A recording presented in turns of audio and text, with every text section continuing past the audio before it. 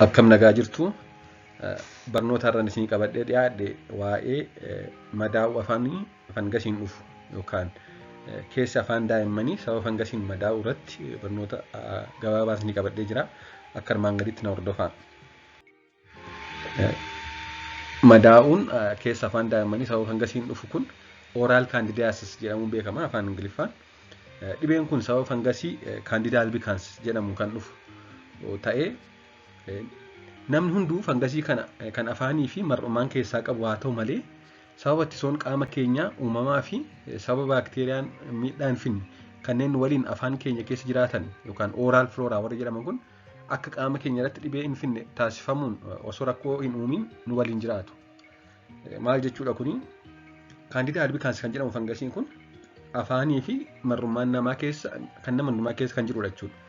Haa ta'u malee tokko ittisoon qaama keenyaa akka wanti kun gara dhukkubaatti yookaan gara dhibeetti jijjiirame ittisaa. Lammaffaa immoo qaamni namaa qaamni mar'umaan dhala namaa baakteeriyaa adda addaa qaba. Baakteeriyaa faayidaa qaban normal flora kan jedhaman jechuudha. Baakteeriyaan kun maal godhu? Fangasii dhibee fiduu danda'an, baakteeriyaa dhibee fiduu danda'an nurraa ittisu jechuudha.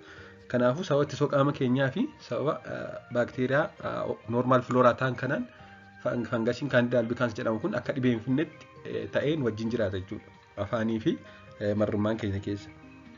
Haa ta'u malee daa'imman umriin waggaa tokko gadii biratti sababa ittisoon qaama isaanii hin cimneef yeroo hedduu dhibee kana godhachuun beekama. Akkuma beekamu daa'imman xixiqqoon ittisoon qaama isaanii cimaa miti. Salphaatti dhukkuba adda addaaf saaxilamu jechuudha. Kanaafuu ittisoon qaama isaanii cimaa waan hin taaneef fangasiin kun gara dhukkuba fiduutti, gara dhibee fiduutti, gara dhibee oral candidiasis yookaan keessa afaan daa'immanii sababa fangasii kana madaa'uutti dhufuu danda'a jechuudha. Akkasumas daa'imman dhibee adda addaaf jecha qoricha farra baakteeriyaa yeroo fudhatanitti qorichi sun faayidaa isaan alatti baakteeriyaawwan waliin jiraachuun nu fayyadan dhabamsiisuun akka fangasiin kun guddatuuf haala mijeessuun akka dhibee kana godhatan taasisa. Daa'imman amma inni dhukkubsatu tarii wayii toonsilii dhukkubee ta'a, tarii gurra isaanii infekshinii godhata, tarii saayinusaayitis dhukkubee ta'a. Dhibee adda addaa yeroo godhatan dhibee garaa kaasaa isaa dhibee kam qoricha farra baakteeriyaa fudhachuun isaanii oolu. Qorichi farra baakteeriyaa kun maal godhaa? Baakteeriyaa dhibee kana qofa ajjeesatu hin ta'in baakteeriyaa normal flora jedhaman sana kan dhala namaa wajjin jiraatanii dhibeewwan adda addaa namarraa ittisan sanas isaaniinis ajjeesaa jechuudha. Isaan yeroo dhabamsiisu maal ta'a? Fangasiin kun gara dhibee fiduutti, gara dhukkuba fiduutti jijjiirama jechuudha. Tokko daa'imman umuriin isaanii ijoollummaa isaaniitti ittisoon qaama isaanii cimaa miti. Lammaffaa daa'imman amma infekshinii adda addaa godhatu. Sababa kanaaf qoricha farra baakteeriyaa fudhatu. Qorichi farra baakteeriyaa sun normal flora baakteeriyoota akkasii ajjeesa. Kanaaf sababa adda addaa kanaaf fangasiin candidiasis jedhamu kun kan dhibee hin finne yeroo hedduu gara dhukkuba oral candidiasis jedhamu kana fiduutti deema jechuudha. Mallattoon dhibee kanaa inni guddaan wanti bifa adii qabu arraba, laagaa, keessa maddii akkasumas irratti ba'uudha. Akkasumas gororri afaan keessa baay'achuu fi fedhii harma hodhuu yookaan nyaata nyaachuu dhabuu fiduu danda'a daa'imman irratti. Haa ta'u malee dhukkubbii hin qabu, peeyinii hin qabu jechuudha wanti sun. Wanti adiin ta'e afaan keessatti hin ba'a. Akkasumas fedhii nyaataa hin dhabu, akkasumas gororri baay'achuu danda'a malee dhukkubbii hin qabu. Wantoota kana yeroo irraa haquuf jennu akka aannan kan salphaatti hin gadhiisnee fi bakki wanti sun irraa ka'e kan diimatudha. Tarii amma aannan afaan keessatti kan taruuni arraba wajjin wal qabachuu danda'a. Haadholiin yeroo baay'ee aannan jedhanii yaadu. Garuu kan aannanii yeroo xiqqoo irraa kaasuuf jennu yeroo xiqqoo irraa miicinu salphaatti gadhiisa. Qeensa keenyaanis haa ta'u muka wayiidhaan yeroo xiqqoo ishirraa kaasnu numa ka'a jechuudha. Inni kan fangasii kun gara akkas miti salphaatti hin gadhiisu, yoo gadhiisas bakki sun kan diimate ta'a jechuudha. Amma akkuma suura kanarratti argitanii kun fangasii candidiasis kan dhibu yookaan oral candidiasis kan jedhamu yookaan madaa'uu afaan daa'immanii sababa fangasiin dhufu kan jedhamudha kun. Akkuma agartan laagaan gara olii suni akkasumas arrabni akkasumas hidhiillee dabalatee afaan keessa addaateera. Kun aannan immoo fangasii kana jennee adda baasuuf maal goona? Wanta kana scrap goone irraa haxoofna jechuudha. Yeroo irraa haxaa'uuf jennu kan aannanii salphaatti irraa ka'a, kan fangasii garuu salphaatti irraa kan hin gadhiisne ta'a jechuudha. Akkasumas kana gadhiisuu qofatu hin ta'in qorannoo ergine KOH test kan jedhamu jira. Fangasii ta'uuf dhiisuu kan adda baasu. kan adda nu baasuu danda'a jechuudha. Garuu salphaatti osuma qorannoon ergin adda baasuun salphaadha jechuudha wanta kana.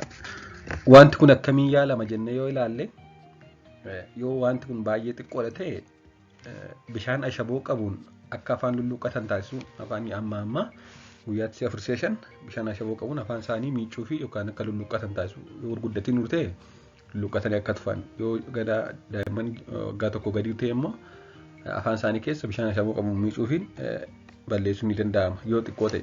Akkasumas burushii itti ilkaan isaanii miiciluu jijjiiruu tariitii hin badaa ammas deebi'ee burushii irratti deebi'aa hin badaa burushii irratti deebi'uu danda'a. Kana goonaa yoo baduu fidee maal gochuu qabu maatiin mallattoo armaan olii kana arginaan ogeessa fayyaa mariisuun qoricha farra fangaasii kanneen akka mikonaazool, nistaatiin, kilootrimazool, antifangaal kan ta'u qoricha farra fangaasii hedduu jiru. Walakkaan kan afaan keessa dibamanidha. Akkasumas immoo kan afaan keessa dibaman dibnee tarii yoo baduu didee kan liqimsaas kennamuu danda'a jechuudha. Kanaa mana yaalaa. Kun salphaatti qorichoota kanaan kan badudha jechuudha. Haa ta'u malee baay'ee xiqqoo taanaan bishaan ashaboo qabuun afaan keessa miicuun akkasumas burushii jijjiiruun akkasumas tariitii harma haadhaarraa deebi'ee kan itti dhufu waan ta'uu danda'uuf fiixee harma haadhaas bishaan ashaboo qabuun miicuun barbaachisaadha jechuudha. Haa ta'u malee kana kanaan hin badu taanaan qoricha farra fangasii ta'e kanneen akka amma armaan olitti jenne kanneen akka mikonaazool, nistaatiin, kilootrimazool qorichoota farra fangasii adda addaa gara biroo mana yaalaatti ajajamee kennuuf ni danda'ama jechuudha. Dabalataanis dhibeen kun akka deddeebi'ee hin dhufne tariitii amma qoricha farra fangasii fudhatanii baduu danda'a. Haa ta'u malee deebi'ee dhufuu waan danda'ateef akka deebi'ee hin dhufne gochuuf maatiin maal gochuu qabu? Inni jalqabaan qoricha fiixee harma haadhaa irratti dibamu fudhachuu. Tarii wanti kun eessaa deddeebi'ee dhufa fiixee harma haadhaarra jiraachuun yeroo daa'imni harma hodhu daa'imni dhaqee achirraa fudhatee dhufachuudha afaan isaatti. Kanaaf fiixeen harma haadhaa daa'immanii qoricha farra fangasiidhaan dibamuun barbaachisuu ta'uu danda'a. Garuu kun yeroo hundaa barbaachisuu dhiisuu danda'a. Akkasumas xuuxxoo fayyadamuu dhiisuu fiixee xuuxxoorraa deebi'ee itti deebi'uu danda'a jechuudha wanti kun. Haadha buddeenaa yeroo sirriitti qulqulleessuu haadha buddeenaa tokko qofa osoo ta'in 2-3 qabaachuun haadha buddeenaa jechuun injeraannaa ishee jedhamtudha. Ishee daa'imman afaan itti baatanii ciisan ishee kana gosa adda addaa qabaachuun sirriitti amma jijjiiranii qulqulleessuun barbaachisaadha jechuudha. Maaliif caafii isaa fiixee isaa sanarraa deddeebi'ee qabachuu danda'a fangasiin kun. Akkasumas aannan xaasaa yookaan foormulaa erga bulbulamee fi akkasumas immoo aannan harma haadhaa elmamee taa'ee kennama taanaan akkasumas aannan looniis haa ta'u elmamee taa'ee kennama taanaan haala qulqullina qabuuf hanga turtii eeyyamame qofa kaa'uun fayyadamu. Aannan foormulaa yookaan xaasaa kan jennu foormulaa milk erga bulbullee booda sa'aatii tokko oliif tursiisuu qabna. Kanuma takkaa dhugan qofa bulbuluu qabna. Ishee bulbullee sana dhuganii marsaattaanutti akka haaraatti bulbuluu malee takkaan bulbullee sa'aatii 4-5 tursiisuu hin qabnu jechuudha. Akka fangasiin irratti wal horee afaan daa'imaa keessa dhufu taasisaa jechuudha wanti kun. Akkasumas qoricha farra baakteeriyaa yookaan antibiyootiks warra jedhamu ajaja ogeessa fayyaa malee amma fayyuma fuudhanii kennuufiin gaarii miti jechuudha. Maaliif qorichi farra baakteeriyaa ta'e kun baakteeriyaa qaama keenya keessa jiran kan fayyadan miidhuu danda'a. Yeroo isaan miidhumoo fangasiin kun akka wal horu ta'uudhaan akka dhibee fidu taasisa jechuudha. Kanaafuu yoo barbaachise malee kennamuun gaarii miti jechuudha. Antibiyootiks yookaan qoricha farra baakteeriyaa kana. Haa ta'u malee sababa malee umurii waggaa tokko booda amma kan dhufu yoo ta'e jechuunis osoo qoricha farra baakteeriyaan fudhatiin osoo waa ta'e hin ta'in amma kan deddeebi'u yoo ta'e umurii waggaa tokko booda erga daa'imni waggaa 2-3 ta'e booda kan dhufu yoo ta'e tariitii hanqina nyaataa qabaachuu danda'a daa'imni suni. Dhibeewwan ittisoo qaama gad buusan kanneen akka dhibee sukkaaraa, dhibee HIV ta'uu danda'a. Akkasumas immoo qorichoota tokko jiru isteeroid kan jedhamanii kan ittisoo qaama gad buusan wantoota kana fudhatee ta'uu waan danda'ateef mana yaalaa geessinee ogeessa fayyaa daa'immanii mariisisnee maaliif akka wanti kun itti deddeebi'ee dhufu ilaalchisuun barbaachisaa ta'uu mala jechuudha. Barnoota ni qabadhee jiru ammaaf kanumadha. Hedduu galatooma. Chaanalee kana sabiskiraabii fi laayik gochuu hin dagatina. Yoo isin sabiskiraayib gootan laayik gootan yoo isin hiriyoota keessan affeertanii namoonni hedduun hordofan ani immoo amma barnoota haaraa isinii qopheessaa deemu waa'ee fayyaa daa'immanii ilaalchise. Hedduu galatooma.